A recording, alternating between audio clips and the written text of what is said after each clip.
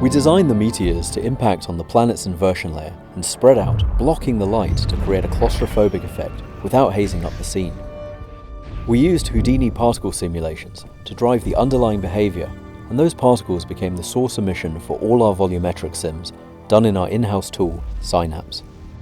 We built a library of 15 unique Shockwave effects elements, each with 10 separate layers, and turned them into brick maps, giving complete creative freedom when composing each shot to camera.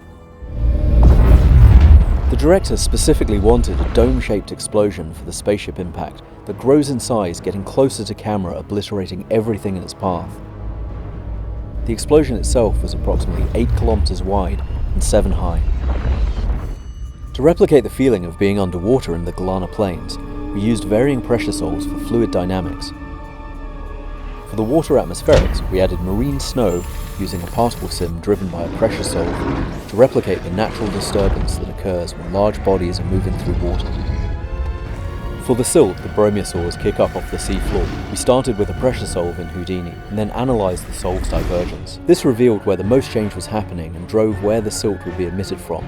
This was useful for procedurally emitting fluid and mimicking the way silt would be picked up by the movement of the creatures.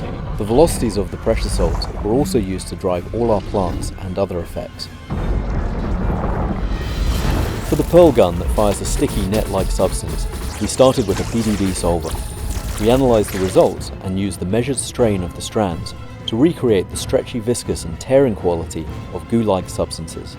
We then used more traditional fluid meshing techniques to make the PDB sim look like a fluid. Effects worked closely with the animation department to develop a rig which allowed us to precisely control the simulation's emission and impact timings.